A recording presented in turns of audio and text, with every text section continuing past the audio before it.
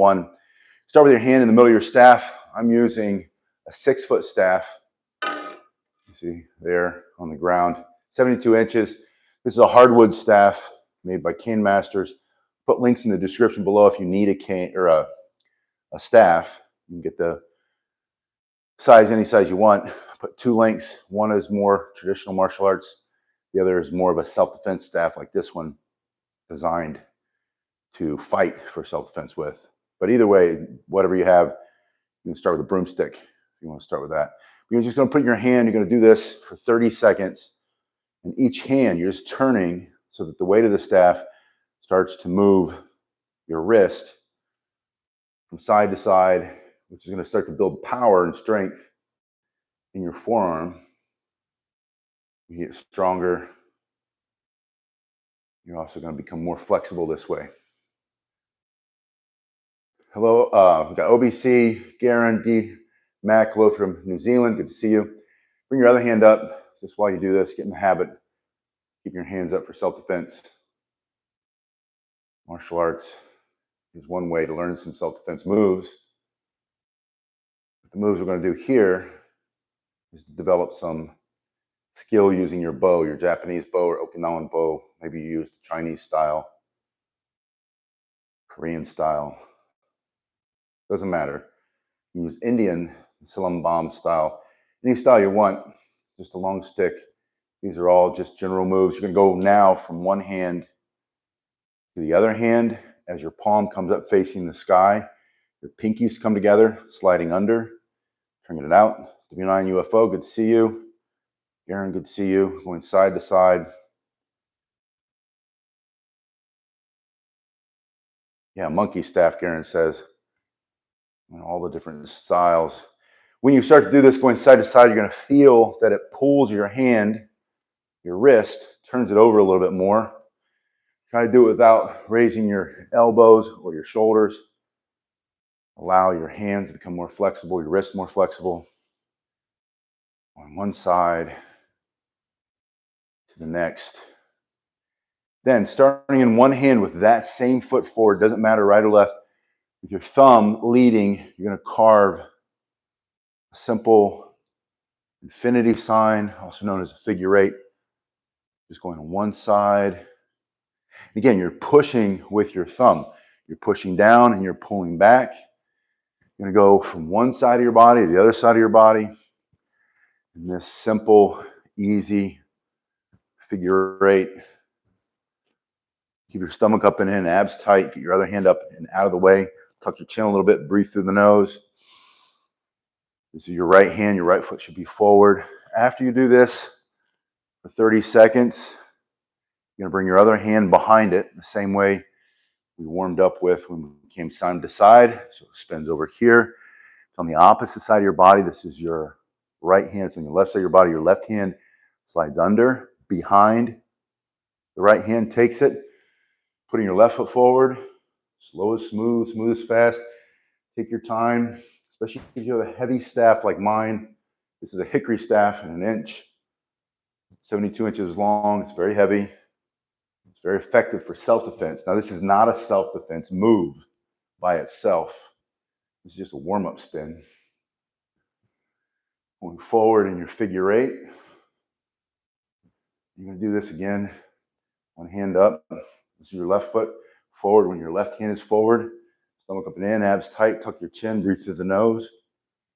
Once you've done that for a while, bring it over the opposite side of your body. This is your left hand when it's on the right. The right hand slides up, pinky to pinky, facing the sky. You're going to go from one side to the other. Naj, good to see you again. Who else do we have? VTP, STTU, good to see you.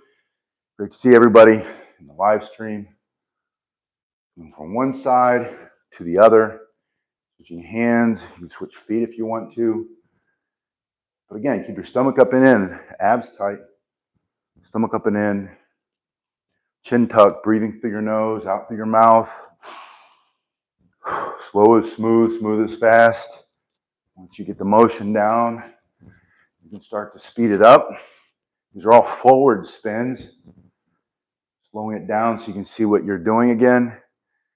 pinkies come together, palm facing the sky. Left hand, when it comes to the right side of the body, that's when you do the transfer. Right hand on the left side of your body, take it sliding behind. Again, you can change your feet. You can jog in place, start to get your heart rate up, move forward, move backward. You can go for a jog, go for a run. Start to get comfortable with this move. Now you're going to put it in your right hand, extend to the side of your body. We're staying here with the forward spin. Your hand can open a little here, but your fingers don't open. Don't take your fingers off your staff, or you can lose it when you need it for self-defense. Stomach up and in, abs tight. I'll show you from the side. I'm facing this way. Just going to the front of your body and to your back. If you start to hit yourself in your calf, slow your spin down a little bit. If you hit yourself in your face, congratulations, it's a good way to learn. Slow your spin a little bit, build more control in the muscle, and speed up when you're ready. Don't be afraid to hit yourself though. You're not going to die. You might get some good lumps and bruises. You might learn in the traditional way, paying your dues. You're carving a figure eight with the thumb. Stomach up and in, abs tight. Go to the back of your body and to the front of your body from the side. Looks like this. The hand is always up. Let your arm dangle in the dirt. I'm going to feel this. Every time I come back, I feel it opening my chest and stretching in the shoulder. The Indian clubs and the bow staff together will give you very strong, healthy shoulders. It's a good way to train. So we're coming to the front and to the back. After doing this for 30 seconds, you're going to go back to your starting hand. In this case, I start with my right, so I'm going to go back to my right. Put your right foot forward, and now you're going to pull pinky and carve that figure eight in reverse. So you were pushing down with your thumb. Now we're going to pull, just completely changing the direction of the spin, going to the left side and the right side of your body. Stomach up and in, abs tight, tuck your chin. Breathe in through the nose, out through the mouth. You can do it low, near your hip. I'm limited because of the ceiling, so I'm keeping it more in front of the chest. Go higher above your head, get a better stretch, build more muscle in those shoulders. Again, your hand is not opening, the fingers don't open, but they might move this way a little bit to give you better range of motion as you're coming through. As you become more flexible, you'll do that less and less. Put it in the other hand. This time when you transfer in the reverse spin, your hand comes in front of the body. The transfer happens on the same side. This is your right hand. When it's on the right, you'll take it with the left in front of, and then get the right hand out of the way, pull out and up, putting your left foot forward, stomach up and in, slow is smooth. Smooth will become fast. Slow is smooth, smooth is fast should be your mantra. I've got a t-shirt that reminds me, not this one, but one of the three that we wear in class. This is one of them. And one of the other ones. Slow is smooth, smooth is fast. As a reminder to get your ego out of your way. Allow yourself to go slow at first. You'll get better, faster that way. Now, changing from one hand to the next in the same way you did with those forward spins. Again, when it's on the same side of the body, left hand, left side, right hand comes in front of, right hand pulls it out, left hand taking it from the right, very slowly at first, gradually going faster and faster. These are all the basics. This is a basic bow staff class for beginners, level 1. Bow staff training at home or in your garage. You call it your garage dojo, dojang if you do Korean style. Stomach up and in, abs tight. I don't know if we have any speakers of Hindi or Tamil. Put that in the comment section in the Indian style, Silam, Bam, or Kiripati. Where do you train? Other than outside. Training outside is the best place to train. There's just a big rainstorm outside today here, thunder and lightning. So I'm going to be wet enough from the sweat. I thought I'd give myself a workout in the garage. Slow, smooth, fast. Take it in your right hand and pulling to the front and the back of your body with your right hand.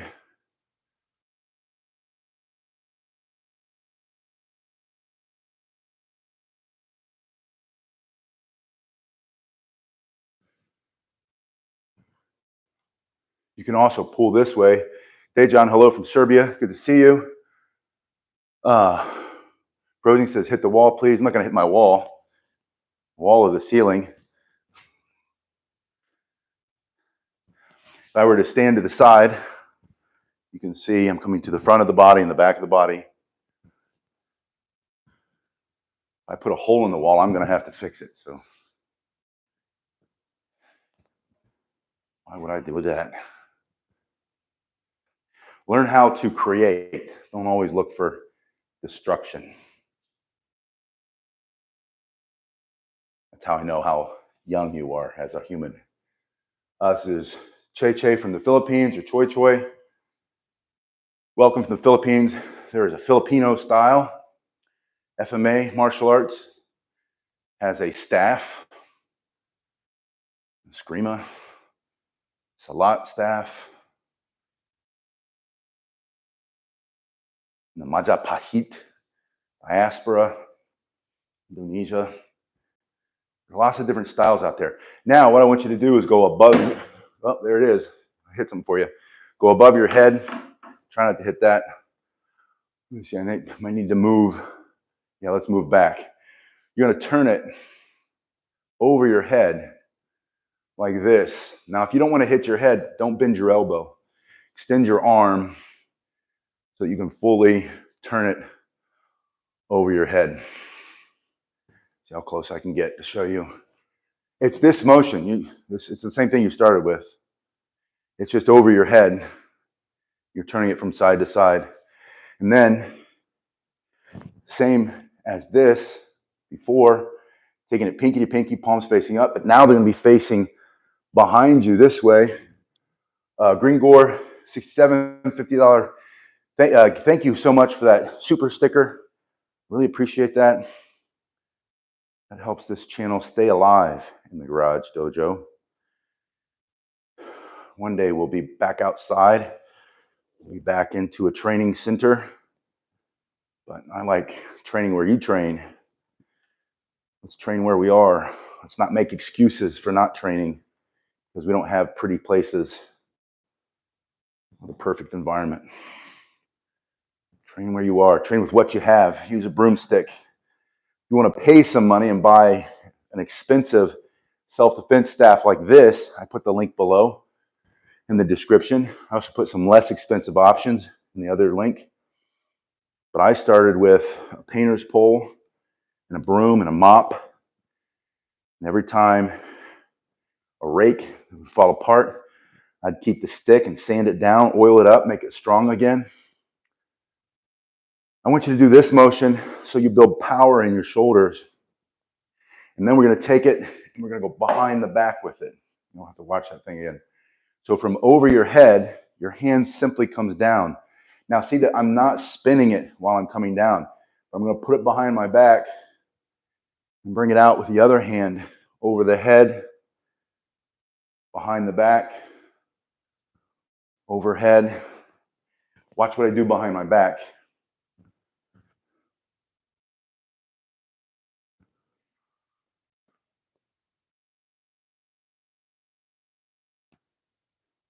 You're just bringing that hand up like this, thumbs up. When you go behind your back, both thumbs are up. You pull it out, lifting it straight. If you're spinning it while you're coming up, you're going to whack yourself in the head or in your calf. So if you don't want to hit yourself, don't spin it while you come up. Spin it while it's behind the back. Bring it up straight. Spin it overhead. Here it is again. Behind the back, over the head, behind the back, and then go the other direction. Once you do one way for about 30 seconds, go the other way. And then I want you to, while you're up here, let's practice a palm spin. Now, palm spin is when you're turning it and you simply open your palm and allow it to complete a turn on your palm, one or two. This is more of a balance thing, but you're going to allow it to turn out. When you hit something and you knock it down and it falls, pick it up. So over the head, let it spin, over the head, palm spin, overhead, palm spin, overhead, palm spin. See if I can give you a different angle.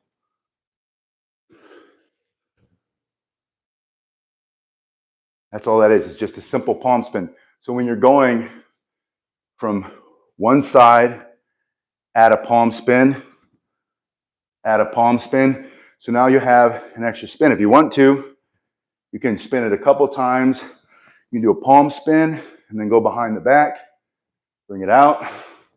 You can change it, palm spin, bring it out, and just play around. Now your shoulder is going to start to burn. My shoulders are burning up there. So we're going to bring it back down and we're going to do a butterfly.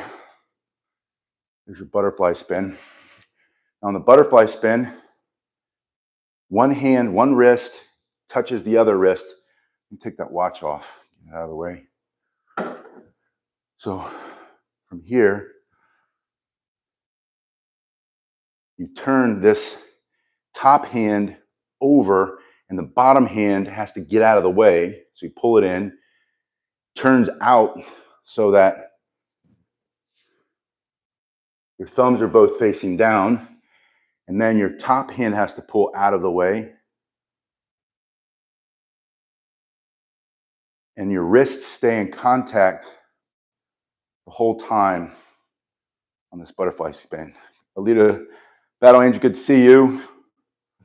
And then Maranatha asked, what if we have arthritis in the shoulders and the repeated movements cause pain? Go very light. Get a very light cane and go slowly. And if you can't do it over your head, don't do it over your head. Or get a very light staff, I should say, a light stick. But from my experience and what the doctors have told me, because I'm not a doctor, is that moving those joints, even with the arthritis, is going to get the fluid in there, the synovial fluid, and other things, as long as you're not grinding bone on bone, and it's going to help that arthritis improve. After you've done this a while, change which hand's on top, and then just switch directions. Now you can also separate the hands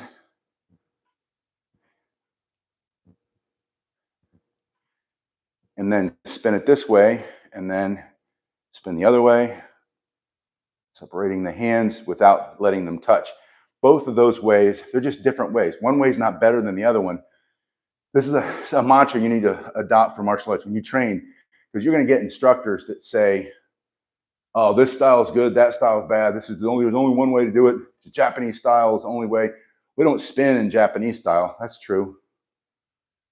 But I do multiple styles, and I spin to build power in the forearms and to keep the joints healthy.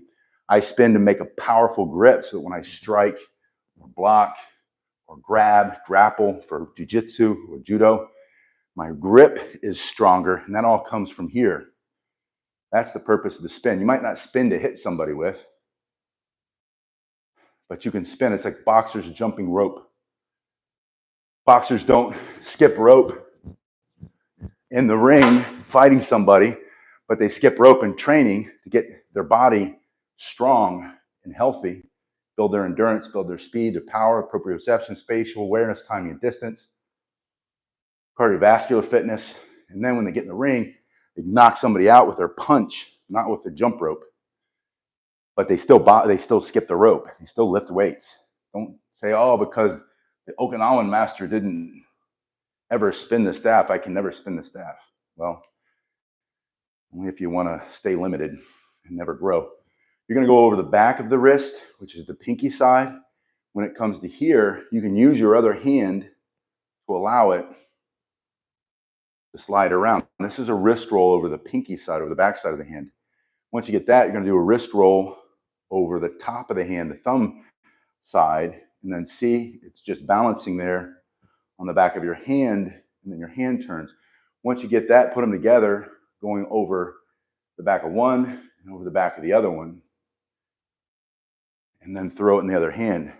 Now I'm starting to really sweat, so my staff is getting sweaty and it's sliding all over the place, but that's okay. You can allow your hand to slide and the staff to slide through your hands and reconnect with the center point, and you'll figure out how to do that without dropping your staff. So you open the hand, let it go one way, let it go the other way. Martel K says, nice t-shirt, thank you. I put that in the, if you want a t-shirt, you can get one from here. Hello from Poland again. It's good to see Poland in the house.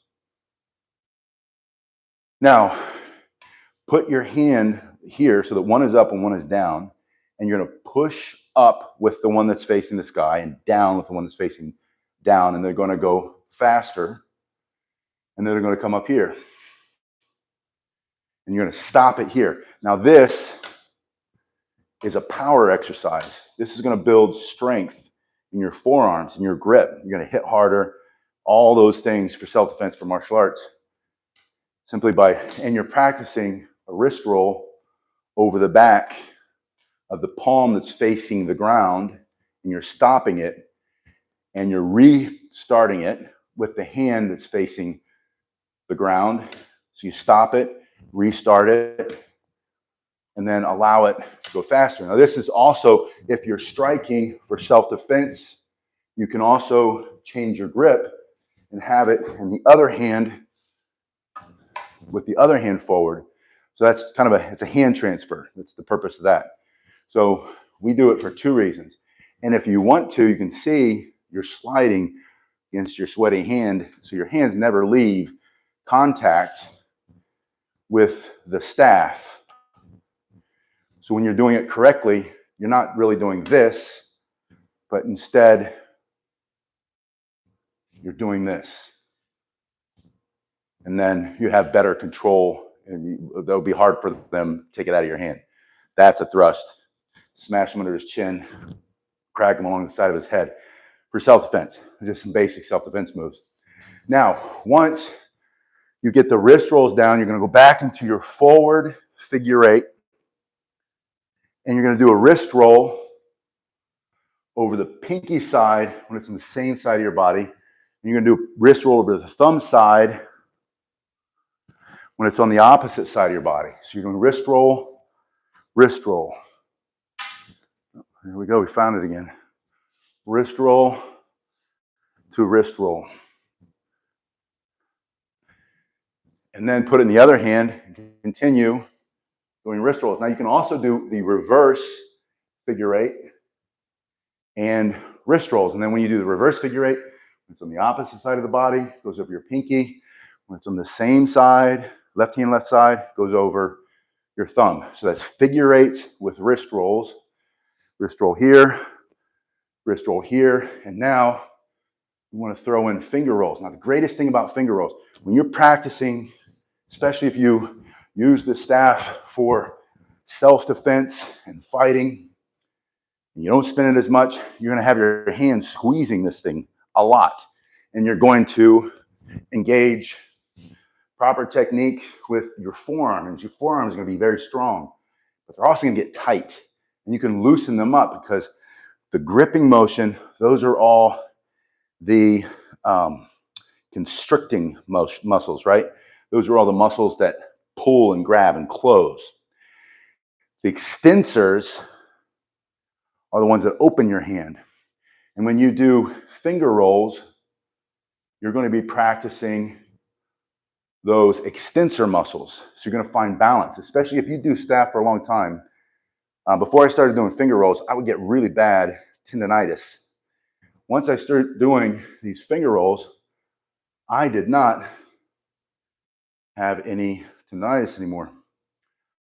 TJ Tingbergen says, what's the size of the staff? The general way to size a bow is about as tall as you are. So I'm 6'1", or I used to be. I think you shrink as you get older. Last time I was a doctor, I was still 6'1". The staff is 72 inches, which is 6 feet. Your staff should be either a little bit taller or a little bit shorter than you are if it's the bow. The Joe, which is my second favorite staff of all time, is the middle size. Now, when people say bow staff, they're repeating themselves, as some of you will point out, especially in the comment section. Bow means staff, so saying bow staff, you're saying staff. The Joe is the same thing, just means it's just a shorter staff, and then there's the hanbo, and then the tanbo, and then the yawara, the pocket stick. So those are also the basic sizes of fighting sticks. And then if you put two sticks and you attach them with a string or a chain, we know that's the nunchaku or the nunchucks.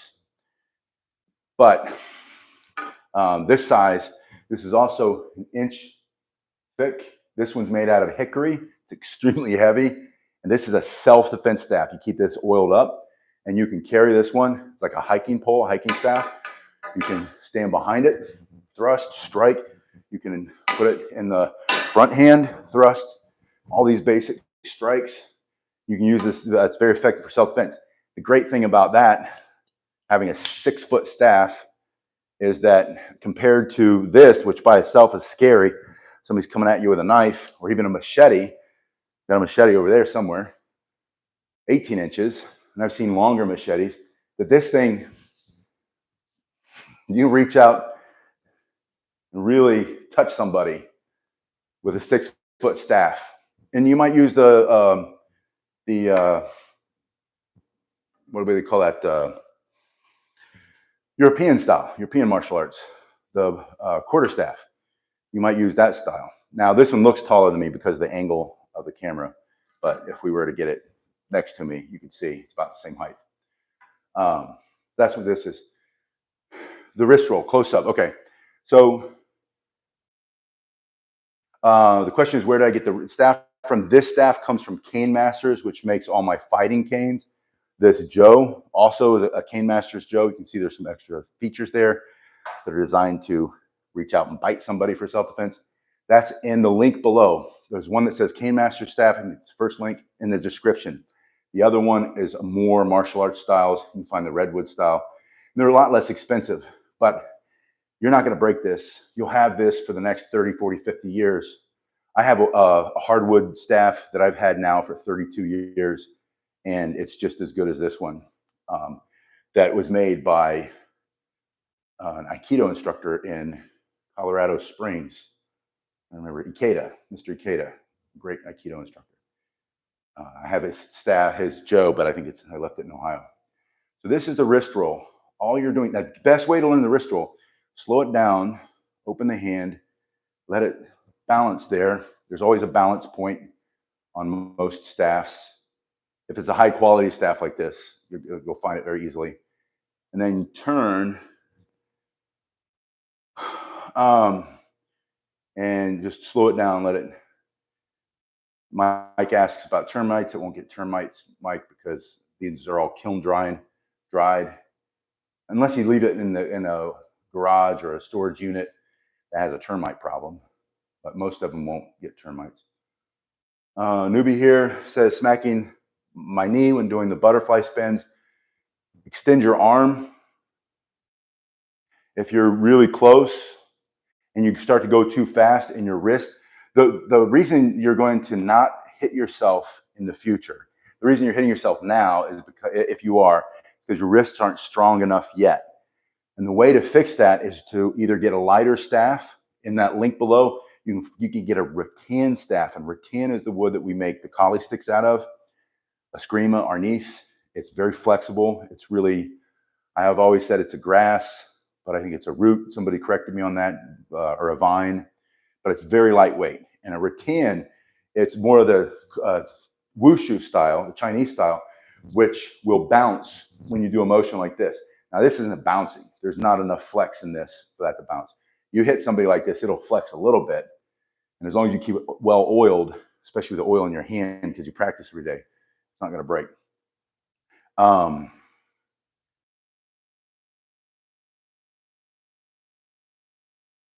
So if you slow down, yeah, Naj says if you got termites in the house, you better take care of it. Naj is down here. He knows. You see those big tents go up over a building, any size. They got massive tents. That means they're smoking it for termites and roaches. So you turn it like this. Is the 1-inch thick staff better? I wouldn't go unless you. I have big hands. I can do like this. I like to spin when I don't have my staff. I just picked this up this week so I could show you. Got it out of storage. But I like to spin this, and this is 1.25 inches. I like a thicker staff because I have big hands. But you can go as small as 1 inch or a 7/8 inch. You can ask Cane Masters to make one in hickory, 7/8 inch. It's almost as big. It's going to be a little bit lighter, and it's going to be really great if your hands aren't as strong anymore, or if you're not as big as I am. And it's going to last. It's going to be extremely durable. So we're just turning this way. Yeah, and then some of the Indian style staffs are much more narrow. They're as little as 1/2 inch, and it's made out of a wood that's very flexible and strong. And they're usually held closer to one, and I can't do it in here because of the size of the ceiling, where the ceiling is. So you can do a two-handed spin like this with your hands in the middle, but you can also, if you're outside, move that to here and get a totally different workout and get a different feel. And then that striking on top of somebody's head for self-defense is also very effective. Nafis says, love from Pakistan. Welcome, Pakistan. Pink Man, good to see you again. So, yeah, size of the hand will determine the size of the staff, or it'll be a factor. But, you know, and it's more the size of your fingers than the size of your hand, the length of your fingers. If you have longer fingers as a beginner, then you'll be able to handle a little bit bigger staff. But it has more to do with the weight. So try to get something that's more lightweight, like broom handle or mop handle. Those are generally, they're not durable. You can't hit them against stuff because they'll crack or break, but they're good to learn with. So this is the finger roll. I want to show you the finger roll. Now this is a continuous finger roll. And then you also have a 3-finger roll, where when you get to the pinky, you allow it to balance. It's almost like a wrist roll on the back of the first 3 fingers, and then you grab it with your thumb. So you go 1, 2, 3, back of the fingers, thumb. Question was, what's the difference between the Joe and a bow?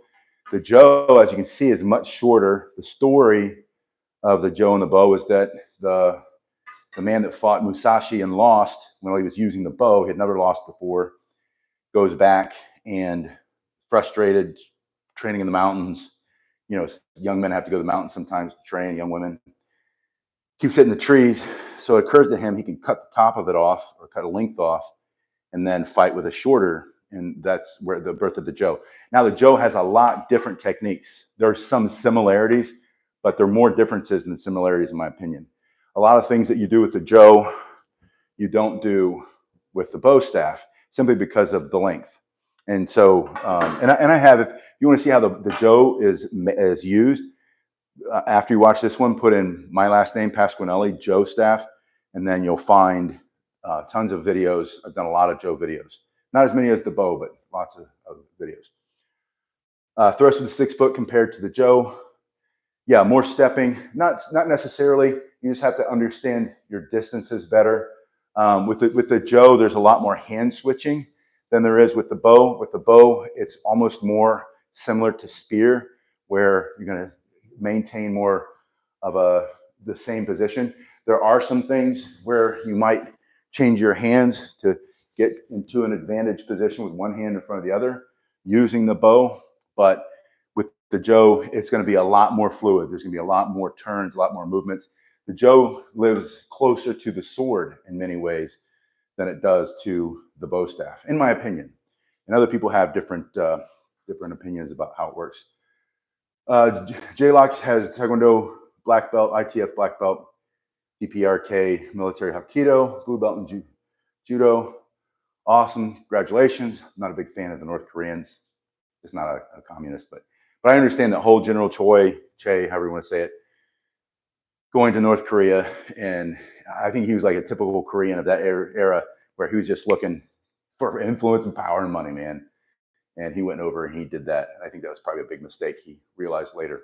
But that's ITF. ITF has a lot of its own similarities. A lot of people don't know most of the Koreans' style came from Shotokan, Isshin-ryu, Chorin-ryu, and then a lot of the Koreans during the World War II and during that period where the Japan had invaded and occupied Korea, they would send rich kids over to Japan, and then they would take a Japanese name.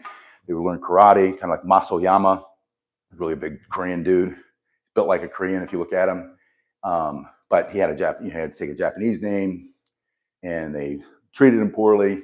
But then when they came back after the war, then you had Korean karate, super karate, and then they got rid of the words karate, and then they came up with Taekwondo, and they came up with Hwarangdo, and everything came. They started to celebrate like Shiram, the wrestling, and was the foot Taekyon, and then Hapkido was really jujitsu, and they couldn't call it jujitsu anymore because they felt so, they were so angry, still are so angry at that generation with the occupation of the Japanese and all the war horrors and the war atrocities that were committed by the Japanese in World War II. So, but my point is that even though you find a lot of Koreans, and now they're, if you look at Taekwondo now, man, it has nothing to do with, I don't even think with martial arts. If you look at the stuff that's in the Olympics, so that front foot, fancy stuff. But if you look at some of the older school Taekwondo schools, like in the West, where they came in the 60s and the 70s and the 80s, those guys are all, especially like the Tang Soo Do guys, those guys are all doing Shotokan karate. They're just calling it Tang Soo Do or Hwarangdo. And then they say, well, the Shilla dynasty, blah, blah, blah. And those of you who have been around this industry for long enough know that there are only so many moves you can do, and everything changed once Brazilian Jiu-Jitsu came around the scene, and Brazilians started choking everybody out and breaking elbows. And then you had MMA, and now things are very different. You have traditional martial arts and you have mixed martial arts. And there's a big difference. And then you have self-defense, which I think is also a big difference. So I've shown you a lot of the things you can do. I want to show you with one more time with this finger roll, because I wanted you to get this 3 fingers, catch it with your thumb. So you're going to turn it 1, 2, 3, catch with the thumb, and then you go back into a grip. And now you're going to use that. So you're going to do a wrist roll on the same side, or no, on the opposite side, and then you're going to do a finger roll and a wrist roll. So wrist roll here and a finger roll here. And so now you can just sort of start to play around with different spins. There's that thing again. I'm going to break that one day. I'm going to be in big trouble. Those things cost a lot. Coming over the back of the wrist and then coming through your fingers. So you marry your finger rolls into your wrist rolls while you're doing your spinning. And we haven't even talked about turning behind the back and then spinning and dropping and picking it up and hitting yourself on the ankle. I just whacked my ankle really good with that one. Try not to hit that thing overhead. And then coming around, spinning around, whipping up over your head, and then coming back down and going in front of your body and changing. And none of these moves, again, are for self-defense. None of the moves I just did, none of the spins, especially not dropping it, which is why you'd never spin it in self-defense, because you don't want to drop it. The guy closes the distance, stabs you with his knife. You're going to stand behind it. You're going to fight behind it. But I'll show you the self-defense parts that we use it for in another video. I just wanted to get you going again on some spins. What I call a moving meditation. Once the storm blows over, probably still today, I'll go out in the backyard looking for the gators, because they like to come up a little bit after the weather blows through. And I'll go back there and I'll have the room to then spin and reduce my stress just by doing some fun things with your staff. And that's what I want you to be able to do with it. Use this to build strength, speed, power, coordination, spatial timing, timing distance, spatial awareness, proprioception. But and then also make it a brain elasticity. The more flexible you can get moving your staff through space and time and moving your body with your staff, the more flexible your brain will be, the younger you'll be inside your brain, which is what, as we get older, we're all looking for, is that fountain of youth. And you can get it through something like this, especially if you can get outside and you're not worried about whacking the garage door opener or breaking the light that's right next to it.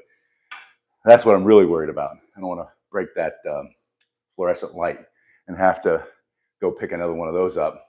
And then I'm barefoot right now, walk through that glass, try not to get it stuck in the bottom of my foot. Anyway, you guys have been awesome. Thanks again for that generous super sticker.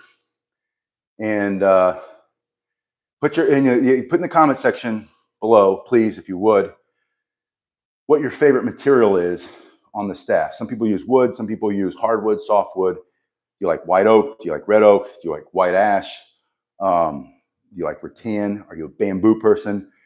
What is the name of the wood? If you're Indian or Bangladeshi, or you just know, what's the name of the wood that they use in Silambam or those styles of Indo or Indian martial arts?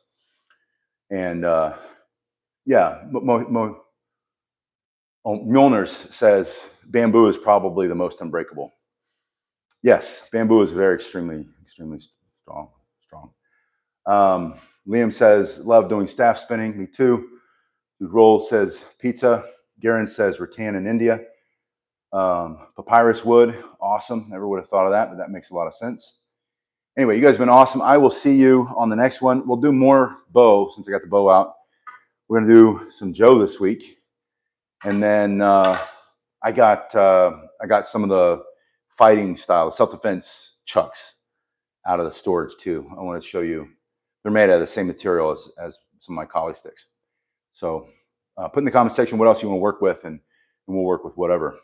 Yeah, and if you work with the European martial arts style, that hexagonal style staff, or the I always keep forgetting the name of that staff, what they call it, quarterstaff. If you work with quarterstaff, put that in the comment section below.